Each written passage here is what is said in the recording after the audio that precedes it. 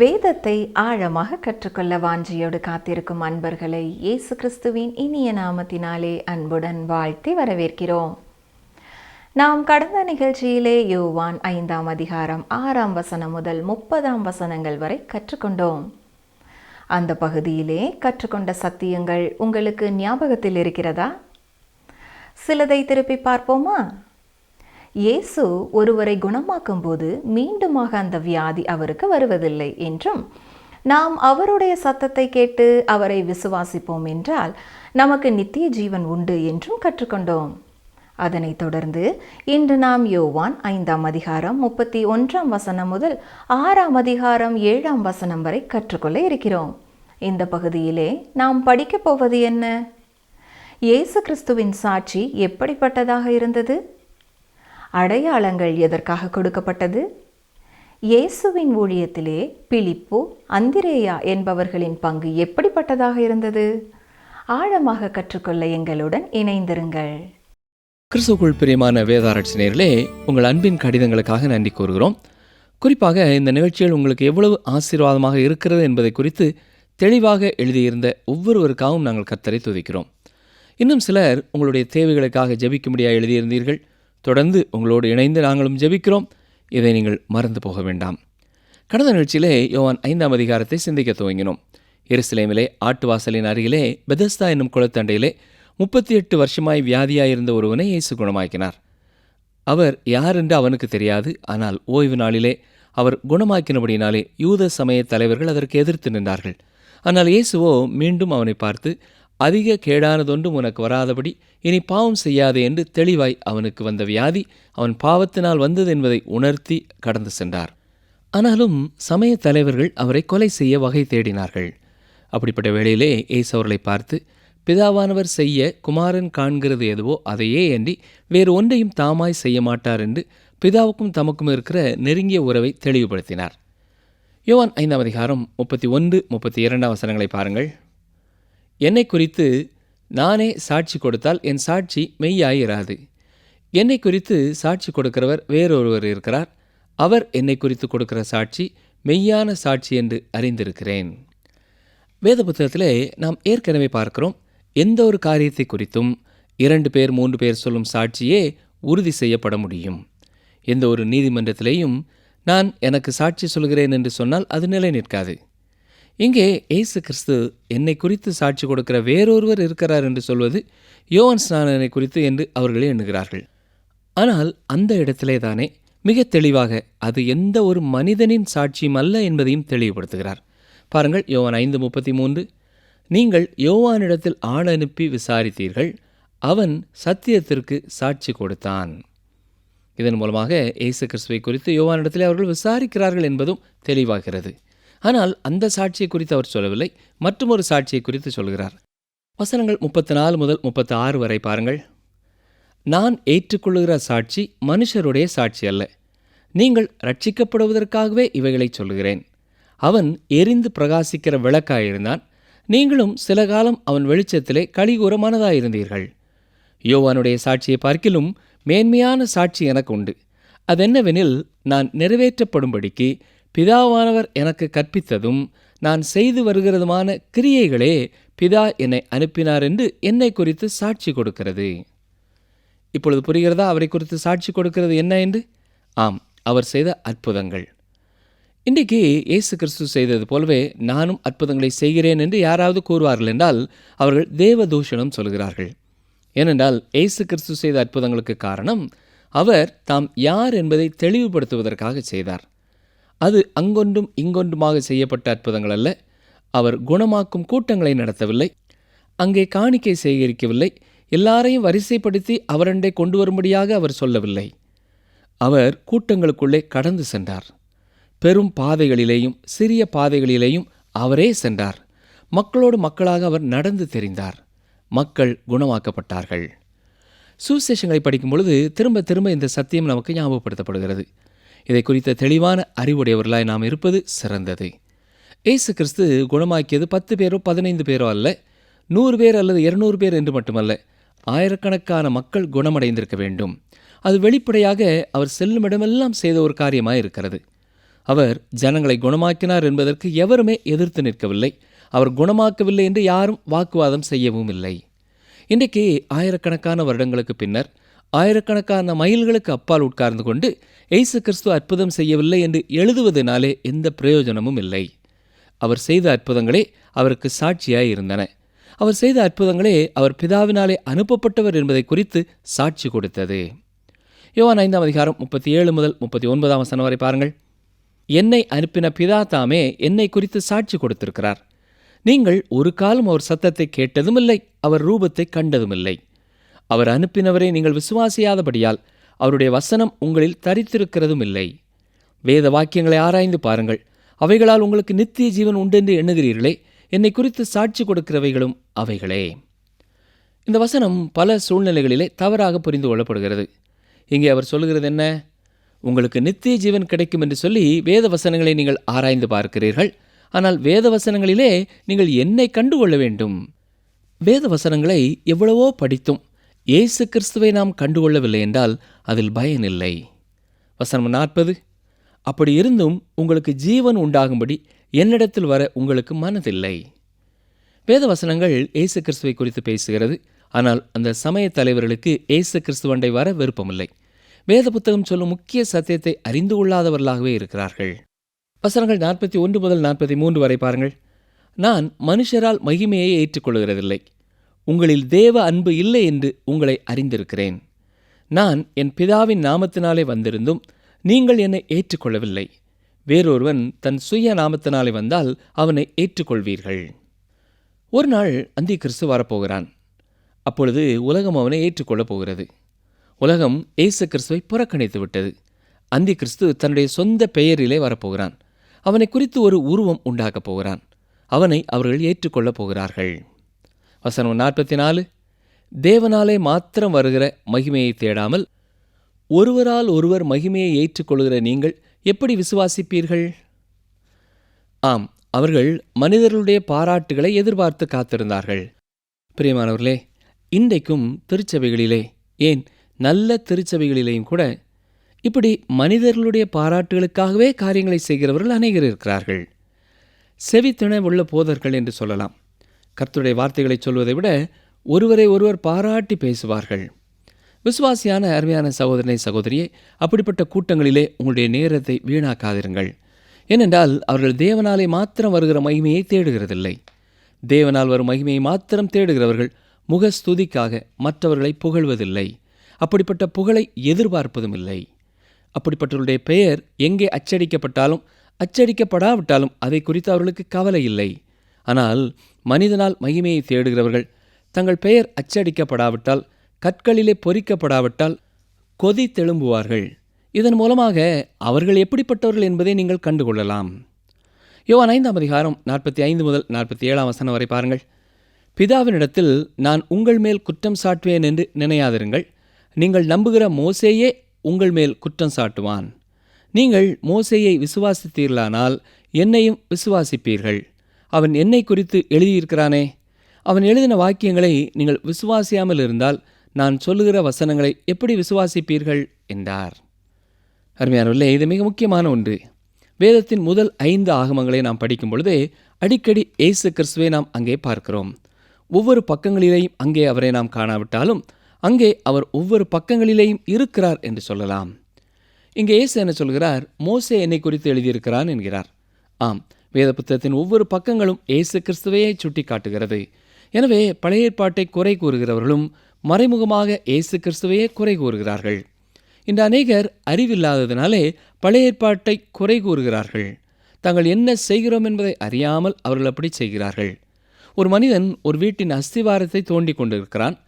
வழியே வந்த ஒருவர், என்னப்பா நீ என்ன செய்து கொண்டிருக்கிறாய்? ஏன் அஸ்திவாரத்தை தோண்டி கொண்டிருக்கிறாய்? நீ இந்த வீட்டில் தானே இருக்கிறாய் என்று கேட்டதற்கு, நான் மாடியிலே தான் இருக்கிறேன் என்று சொன்னானாம். அப்படித்தான் பிரியமானவர்களே, இந்த அநேகர் தங்களுக்கு தாங்களே குழி வெட்டி கொள்கிறார்கள். அப்படிப்பட்டவர்களை பார்த்து தான் இயேசு கேட்கிறார், அவன் எழுதின வாக்கியங்களை நீங்கள் விசுவாசியாமல் இருந்தால் நான் சொல்லுகிற வசனங்களை எப்படி விசுவாசிப்பீர்கள் என்கிறார்.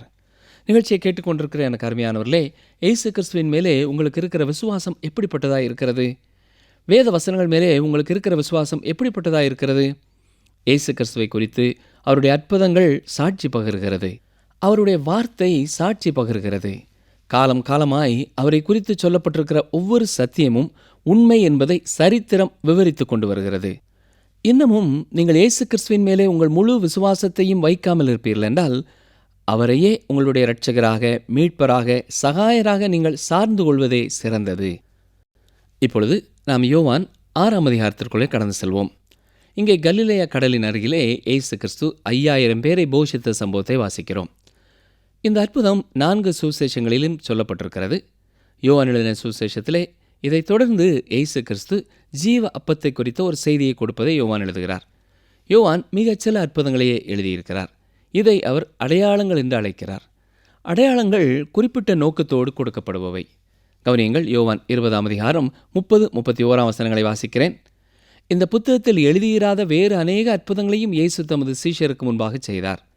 இயேசு தேவனுடைய குமாரனாகிய கிறிஸ்து என்று நீங்கள் விசுவாசிக்கும்படியாகவும், விசுவாசித்து அவருடைய நாமத்தினாலே நித்திய ஜீவனை அடையும்படியாகவும் இவைகள் எழுதப்பட்டிருக்கிறது. இது மிக முக்கியமான ஒரு வசனம். ஏனென்றால் இதுவே யோவான் சுவிசேஷத்தின் கருத்து வசனம். இப்பொழுது இங்கே இயேசு கிறிஸ்து 5000 பேரை போஷிக்கிறார். அதைத் தொடர்ந்து ஜீவ அப்பத்தை குறித்த ஒரு செய்தியை கொடுக்கிறார். அவரே மெய்யான ஜீவ அப்பமாய் இருக்கிறார். யோவான் 6ஆம் அதிகாரம் 1ஆம் வசனம். இவைகளுக்கு பின்பு இயேசு திபேரியா கடல் எனப்பட்ட கலிலேயா கடலின் அக்கறைக்கு போனார். இவைகளுக்கு பின்பு என்றால் எவைகளுக்கு பின்பு? 5வது அதிகாரத்தில் வாசித்தோம் அல்லவா? இந்த சம்பவங்களுக்கு பிறகு அவர் எருசலேமை விட்டு புறப்பட்டு யோர்தானுக்கு கிழக்கு பக்கத்திலே வந்து இப்பொழுது கலிலேயா கடலை கடந்து அக்கறைக்கு போகிறார்.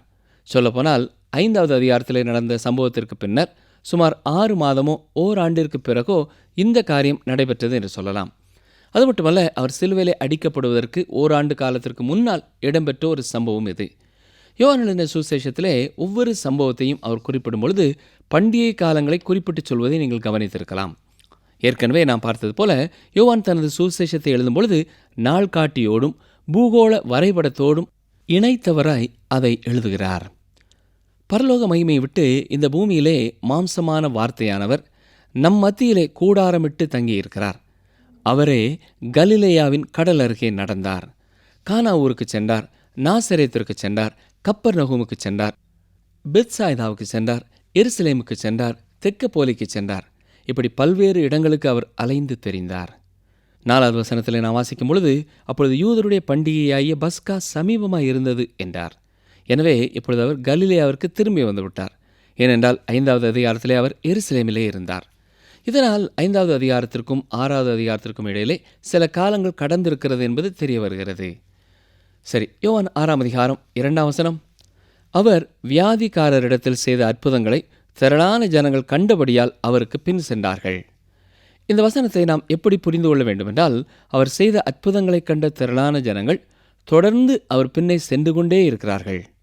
தாங்கள் ரட்சிக்கப்படும்படியாய் அவரை விசுவாசித்து அவருக்கு பின் செல்லவில்லை. அவர் அற்புதங்களை செய்வதை பார்ப்பதிலே இவர்களுக்கு ஒரு உற்சாகம், அவ்வளவுதான். அவர்களை அவர் குணமாக்கக்கூடியவராய் இருந்தார். இந்த ஒரு காரணத்தினாலே அவர்களுக்கு அவர் தேவையாயிருந்தார். எனக்கு அருமையானவர்களே, இயேசு கிறிஸ்து சுகவீனமான சரீரங்களை குணமாக்கும்படியாக மட்டுமே முதலாவது வரவில்லை. அவர் எல்லா இருதயங்களின் ஆண்டவராக வேண்டும் என்பதே நோக்கம்.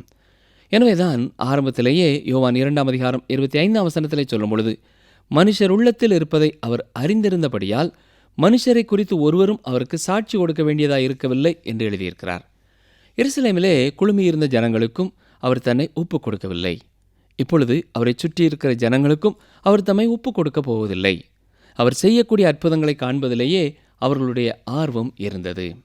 யோவான் 6ஆம் அதிகாரம் 3ஆம் வசனம். இயேசு மலையின் மேல் ஏறி அங்கே தம்முடைய சீஷருடனே கூட உட்கார்ந்தார். இந்த இடத்தை இந்நாட்களிலே இஸ்ரவேலுக்கு போகும் மக்களுக்கு சுட்டி காட்டுகிறார்கள். அது ஒரு மலை போன்ற பிரதேசமாகவே தெரிகிறதில்லை. அந்த தேசத்திலே சுமார் 3000 அடி உயரத்திலே அவர்கள் இருக்கிறார்கள். அந்த பகுதிகள் எல்லாமே மிகவும் கரடு முரடானவைகளாகவே இருக்கிறது. இயேசு கிறிஸ்து 5000 பேரை போஷித்த இடமாக இன்றைக்கும் சுட்டி காட்டப்படுகிற இடம் மிகச் செழிப்பான அழகான ஒரு இடமாக இருக்கிறது. அது கப்பர்நகூமுக்கு அருகிலே இருக்கிறது. இயேசு கிறிஸ்து அங்கே தனது சீடர்களோடு போய் சற்று உட்கார்ந்திருக்கிறார். பஸ்கா பண்டிகை மிக சமீபத்தில் இருக்கிறது. வசனம் 5 பாருங்கள். இயேசு தம்முடைய கண்களை ஏறெடுத்து திரளான ஜனங்கள் தம்மிடத்தில் வருகிறதைக் கண்டு பிலிப்புவை நோக்கி, இவர்கள் சாப்பிடத்தக்கதாக அப்பங்களை எங்கே கொள்ளலாம் என்று கேட்டார். பிலிப்பு சற்று அமைதியான சுபாவம் உடையவர். பொதுவாக இவர் அதிகமாக பேசுகிறதில்லை. இந்த நேரத்திலே குறிப்பாக இயேசு பிலிப்புவினிடத்திலே அந்த கேள்வியை கேட்கிறார். 8வது வசனத்திலே பார்க்கும் பொழுது பிலிப்புவும் அந்திரேயாவும் இணைந்து செயல்படுகிறார்கள். 2 பேருமே சுறுசுறுப்பாய் செயல்படுகிறவர்கள். அதிகமாக அவர்கள் பேசுகிறதை நாம் காண முடியாது. இருந்தாலும் அந்திரேயா தான் சீமோன் பேதுருவை இயேசு கிறிஸ்துவனிடத்திலே அழைத்து வந்தது. அதேபோல நாத்தான்வேலையும் பிலிப்பு இயேசு கிறிஸ்துவண்டை அறிமுகப்படுத்தும்படியாய் அழைத்து வந்தார். கிரேக்கர்கள் இயேசுவை காண விரும்பிய பொழுதும் பிலிப்புவும் அந்திரேயாவும் தான் அவர்களையும் இயேசு கிறிஸ்துவண்டை கூட்டிக் கொண்டு வருகிறார்கள். இப்பொழுது பிலிப்பு அந்திரேயாவோடு சேர்ந்து என்ன செய்யலாம் என்பதை யோசிக்கிறார். இங்கேயும் அவர்கள் இணைந்து காணப்படுகிறார்கள். இங்கே இயேசு பிலிப்புவினிடத்திலே அவனுடைய ஆலோசனைக்காகவா இந்த கேள்வியை கேட்டார்? இல்லை. எந்த ஒரு நேரத்திலேயும் அவர் மற்றவர்களிடத்திலே ஆலோசனை கேட்கிறதில்லை. அப்படி என்றால் ஏன் பிலிப்புவினிடத்திலே அந்த கேள்வியை கேட்டார்? பாருங்கள், யோவான் 6:6 தாம் செய்ய போகிறதை அறிந்திருந்தும் அவனை சோதிக்கும்படி இப்படி கேட்டார். ஆம், இங்கே இயேசு பிலிப்புவை சோதிக்கிறார். சீஷர்களோடு உட்கார்ந்து இயேசு பேசிக் கொண்டிருக்கும் பொழுது தூரமாக வந்த பெருங்கூட்ட மக்களை பிலிப்புவும் கண்ணேறெடுத்து பார்க்கிறார். ஆயிரக்கணக்கான மக்கள் வருகிறார்கள். பெண்கள் இருக்கிறார்கள், சிறு பிள்ளைகள் இருக்கிறார்கள். ஒருவேளை மொத்தத்திலே 10-15,000 மக்கள் இருந்திருக்கலாம். அந்நாட்களிலே அப்படிப்பட்ட ஒரு இடத்திலே இவ்வளவு பெரிய கூட்டம் கூடுவது என்பது மிகவும் ஆச்சரியமானதே. இவ்வளவு பெரிய கூட்ட மக்களை பார்க்கும் பொழுது பிலிப்பினுடைய இருதயத்திலே இயேசு அற்புதம் செய்வார் என்பதை குறித்த எந்த எண்ணமும் இல்லை. எனவே பிலிப்பு என்ன பதில் சொல்கிறார் பாருங்கள். யோவான் 6:7 பிலிப்பு அவருக்கு பிரதியுத்தரமாக, இவர்களில் ஒவ்வொருவன் கொஞ்சம் கொஞ்சம் எடுத்துக்கொண்டாலும் 200 பணத்து அப்பங்களும் இவர்களுக்கு போதாதே என்றான். பிலிப்பு எப்படி 200 பணம் என்று சொல்லி ஒரு குறிப்பிட்ட தொகையை குறித்து சிந்திக்கிறான்? ஒருவேளை அன்றைக்கு அவருடைய கரங்களிலே அந்த தொகைதான் இருந்திருக்க வேண்டும். அல்லது அன்றைக்கு எல்லாரும் உட்கார்ந்த உடனே யூதாஸ் காரியத்து இயேசு கிறிஸ்துவினிடத்திலே, ஆண்டவரே 200 பணம் தான் நம்முடைய கணக்கிலே இருக்கிறது என்று சொல்லியிருக்க வேண்டும். பிலிப்பு வந்த கூட்டத்தை பார்த்தான். எவ்வளவு பணம் இருக்கிறது என்பதை யோசிக்கிறான். இது காணாதே என்றும் சிந்திக்கிறான். ஒரு பணம் என்று சொன்னால் ஒரு மனிதன் ஒரு நாள் முழுவதும் வேலை செய்வதற்காக அவன் பெறுகிற கூலியாகும். மற்ற சுவிசேஷங்களை பார்க்கும் பொழுது சீடர்கள் இயேசு கிறிஸ்துவுக்கு ஆலோசனை கொடுத்ததாக எழுதப்பட்டிருக்கிறது. அவர்கள் சாப்பிடும்படிக்கு பக்கத்து கிராமங்களுக்கு ஏன் அனுப்பிவிடக்கூடாது என்றெல்லாம் கேட்கிறார்கள். ஆனால் இயேசு என்ன சொல்கிறார்? நாம் தான் அவர்களுக்கு உணவு கொடுக்க போகிறோம் என்று கூறுகிறார். இதை குறித்து லூக்கா 9:12-15 பார்க்கலாம். இப்பொழுது ஆலோசனை குழுவின் அங்கத்தினர்களாய் மாற வேண்டும் என்று எண்ணி ஆலோசனை கொடுத்தவர்கள் மக்களை வரிசையாக உட்கார செய்யும் பணியிலேயும் மக்களுக்கு பந்தி பரிமாறும் பணியிலேயும் ஈடுபட வேண்டியதாயிற்று. அருமையானவர்களே, இதை குறித்து வாசிக்கும் பொழுதே நாம் மற்றொரு காரியத்தையும் சிந்திக்க வேண்டும். இன்றைக்கு திருச்சபையிலே அநேகர் தாங்கள் பதவிக்கு வர வேண்டும், பொறுப்பிற்கு வர வேண்டும் என்று விரும்புகிறார்கள். ஆலோசனை குழுவின் அங்கத்தினராய் இருக்க விரும்புகிறார்கள். போதகர்கள் என்ன செய்ய வேண்டும் என்று சொல்வதற்கு விரும்புகிறார்கள். ஆனால் அநேகருக்கு அதற்கான தகுதி இல்லை, ஆவிக்குரிய பகுத்தறிவு இல்லை. அவர்கள்தான் வெளியே போய் வேலை செய்ய வேண்டியவர்கள், ஊழியம் செய்ய வேண்டியவர்கள் என்பதை உணராதவர்களாய் இருக்கிறார்கள். இயேசு கிறிஸ்துவுக்காக சாட்சி கொடுத்து கொண்டிருக்க வேண்டியவர்கள், தேவையுள்ள மக்களுடைய தேவையை சந்திக்க வேண்டியவர்கள். பொதுவாகவே போதகர் என்ன செய்ய வேண்டும் என்று சொல்ல விரும்புகிறார்கள். எனவே இங்கே இயேசு கிறிஸ்து பிலிப்புவை அழைத்து அவனிடத்திலே கேட்டார். பிலிப்புவும் அவர்கள் அத்தனை பேருக்கும் வாங்க பணமில்லையே என்கிறார். நிகழ்ச்சியை கேட்டுக்கொண்டிருக்கிற அருமையான சகோதரனை சகோதரியே, இத்தனை அற்புதங்களையும் கண்ட பிலிப்பு அந்த இயேசு கிறிஸ்து தங்கள் அருகிலே இருக்கிறார் என்பதை மறந்து போய் கணக்கு போடுகிறான். நம்மிலேயும் அநேகர் நமக்கு தேவை வரும்பொழுது நாம் கணக்கு பார்க்கிறவர்களாக இருக்கிறோம். இந்த தேவையை யார் சந்திப்பார்கள், எப்படி சந்திப்பது, அல்லது எந்த வங்கியிலே நாம் கடன் எடுக்கலாம், எங்கே குறைந்த வட்டிக்கு கிடைக்கும் என்று பல வகையான கணக்கு பார்க்கிறோம். கர்த்தரை நம்புவதை மறந்து போகிறோம். இன்றைக்கும் கூட நீங்கள் ஏதோ ஒரு முக்கியமான தேவையோடு இருந்து கொண்டு இருக்கிறீர்கள். நீங்கள் கணக்கு பார்த்து கொண்டு இருக்கிறீர்கள். உங்களை பார்த்து ஆண்டவர் சொல்வது இதுதான், மகனே மகளே, பயப்படாதே, நான் உன்னுடனே கூட இருக்கிறேன், நான் உனக்காக பெரிய காரியங்களை செய்வேன் என்று சொல்கிறார். ஆண்டவருடைய பாதத்திலே நம்முடைய தேவையை வைத்து அவரே அதை சந்திக்க வேண்டும் என்று சார்ந்து கொள்வதற்கு பதிலாக நாம் கவலைப்பட்டு கொண்டிருக்கிறோம், பயப்படுகிறோம், மனிதனை நாடி ஓடி தேடி அலைகிறோம் இல்லையா? அப்படி இன்றைக்கு நீங்கள் உங்களுடைய வாழ்க்கையில் இருப்பீர்கள் என்றால், கர்த்தர் எனக்காக யாவையும் செய்து முடிப்பார், எனக்கு எத்தனையோ அற்புதங்களை செய்திருக்கிறார், இந்த காரியத்திலும் கர்த்தர் எனக்கு அற்புதத்தை செய்வார் என்று விசுவாசியுங்கள். உங்கள் வாழ்க்கையிலே இந்த வாரத்திலேயே இந்த மாதத்திலேயே பெரிய அற்புதங்களை ஆண்டவர் நிச்சயமாய் செய்வார்.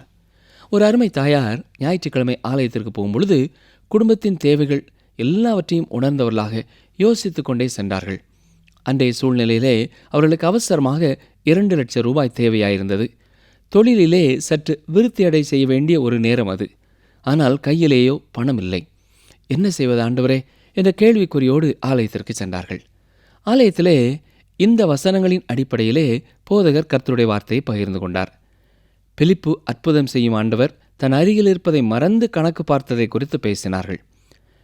எப்படி அவருடைய வாழ்க்கையிலே அப்படிப்பட்ட ஒரு சூழ்நிலையிலே அவர்கள் பரிபூர்ணமாய் ஆண்டவரை நம்பினார்கள் என்றும் ஆண்டவர் 30,000 ரூபாயை எப்படி அற்புதமாக 2 நாட்களுக்குள்ளே கொடுத்தார் என்பதையும் பகிர்ந்து கொண்டார்கள். இதை கேட்ட சகோதரி விசுவாசத்திலே பலப்பட்டவர்களாக வீட்டிற்கு செல்லும் பொழுதே ஒவ்வொரு அடி எடுத்து வைக்கும் பொழுதும் கர்த்தர் எனக்காக யாவற்றையும் செய்து முடிப்பார், கர்த்தர் என் தேவையை சந்திப்பார், கர்த்தருக்கு ஸ்தோத்திரம் என்று சொல்லிக்கொண்டே வந்தார்கள். நடந்தது என்ன தெரியுமா? அந்த ஞாயிற்றுக்கிழமை மாலையிலேயே அவர்களுடைய உறவினர் ஒருவர் குடும்பத்தோடு வந்து அவருடைய நிலைமையை கேள்விப்பட்டவர்களாக அவருடைய வீட்டிலேயே வந்து, நீங்கள் பண தேவையிலே இருக்கிறீர்கள் என்று கேள்விப்பட்டோம். இப்பொழுது இந்த 2 லட்சம் ரூபாயை வைத்துக் கொள்ளுங்கள், உங்களுடைய பணிகளை முடியுங்கள், எப்பொழுது உங்களால் திரும்ப தர முடியுமோ அப்பொழுது கொடுத்தால் போதும் என்று சொல்லிவிட்டு கடந்து சென்றார்கள். அருமையானவர்களே, இது உண்மையாய் நடந்த ஒரு சம்பவம். ஆம், தனக்கு அருகிலே இருக்கிற இயேசு கிறிஸ்துவை விசுவாசித்து கர்த்தர் எனக்காக யாவையும் செய்து முடிப்பார் என்ற நம்பிக்கையோடு கூட அவர்கள் ஆண்டவருக்கு ஸ்தோத்திரம் செலுத்தினபடினாலே கர்த்தர் அவர்கள் தேவையை சந்தித்தார். உங்களுடைய வாழ்க்கையிலேயும் இன்றைக்கு நீங்கள் எந்த தேவையோடு இருந்தாலும் சரி, அது உங்களுடைய அவசிய தேவையாக இருக்கும் என்றால் நிச்சயம் நீங்கள் ஆண்டவரை பரிபூர்ணமாக விசுவாசிக்கும் பொழுது அவர் உங்களுடைய தேவையையும் சந்திக்க வல்லமையுள்ளவராயிருக்கிறார். ஜெபம் செய்வோம். எங்களை நேசிக்கிறீர்கள் நல்ல ஆண்டவரே, எங்களுடைய தேவைகளை எல்லாம் அறிந்திருக்கிறவரே, நீர் சர்வ வல்லமையுள்ளவர், நீர் எங்களோடு இருக்கிறீர், உமக்கு ஸ்தோத்திரம் செலுத்துகிறோம். எத்தனையோ அற்புதங்களை இதுவரைக்கும் எங்களுடைய வாழ்க்கையிலே நீர் செய்திருக்கிறீர் ஐயா, அதற்காக உமக்கு நன்றி செலுத்துகிறோம். இப்பொழுதும் யார் யார் என்னென்ன தேவைகளோடு உம்முடைய முகத்தை ஏறிட்டு பார்க்கிறார்களோ அவர்களை நீர் அறிந்திருக்கிறீர். கர்த்தர் தாமே உம்முடைய பிள்ளைகளுடைய விசுவாசத்தை பார்த்து அவர்கள் கணக்கு பார்க்கிற காரியங்களை விட மேலான காரியங்களை நீர் அவர்களுக்கு செய்ய வேண்டும் என்று கெஞ்சுகிறோம். அவருடைய பயத்தை நீர் எடுத்து போடும், கேள்விக்குறிகளை நீர் எடுத்து போடும், எங்கே நான் பணத்துக்கு அலைவது என்று சொல்லி இருக்கிற திகைப்பையெல்லாம் நீர் எடுத்து போடும். உம்முடைய ஆலோசனை கொடுத்து தெளிவாய் வழி நடத்தும். உம்மை பரிபூர்ணமாய் விசுவாசிக்க விசுவாசத்தை இந்த வேளையிலே உம்முடைய பிள்ளைகளுக்கு நீர் கொடுக்க வேண்டும் என்று சொல்லி நாங்கள் ஜெபிக்கிறோம். நீர் செய்ய போகிற அற்புதங்களுக்காக உமக்கு நன்றி செலுத்துகிறோம், உமக்கு ஸ்தோத்திரம் செலுத்துகிறோம். அந்த அற்புதங்களை உம்முடைய பிள்ளைகள் அநேகருக்கு சாட்சியாய் பகிர்ந்து கொள்ளப் போவதற்காக நாங்கள் உமக்கு ஸ்தோத்திரம் செலுத்துகிறோம். ஏனென்றால் நீர் நேற்றும் இன்றும் என்றும் மாறாதவராயிருக்கிறீர். அன்றைக்கு அந்த சகோதரனுடைய வாழ்க்கையிலே நீர் கொடுத்த தொகையைப் போல தேவையுள்ள ஒவ்வொருவருடைய தேவைகளையும் சந்திக்க நீர் வல்லமை உள்ளவராயிருப்பதற்காக உமக்கு நன்றி செலுத்துகிறோம். இயேசு கிறிஸ்துவின் நாமத்தினாலே கேட்கிறோம் பிதாவே, ஆமேன். அன்பர்களே, இந்த நாளிலும் நாம் கற்றுக்கொண்டது என்ன? வேத வசனங்களை நாம் எவ்வளவோ படித்தாலும் அதிலே இயேசு கிறிஸ்துவை கண்டுகொள்ளவில்லை என்றால் அதிலே பயனில்லை. இன்றைக்கும் திருச்சபைகளிலே மனிதர்களுடைய பாராட்டுகளுக்காகவே காரியங்களை செய்கிறவர்கள் அநேகர் இருக்கிறார்கள். நீங்கள் இயேசு கிறிஸ்துவின் மேலே உங்கள் முழு விசுவாசத்தையும் வைத்து அவரையே உங்கள் மீட்பராக சார்ந்து கொள்வதே சிறந்தது. இயேசு கிறிஸ்து தன் முதலாம் வருகையிலே எல்லா ஜனங்களுடைய இருதயங்களிலும் இருக்க வேண்டும் என்பதற்காக வந்தார். மீண்டும் அடுத்த நிகழ்ச்சியில் சந்திப்போம். கர்த்தர் உங்களை ஆசீர்வதிப்பாராக.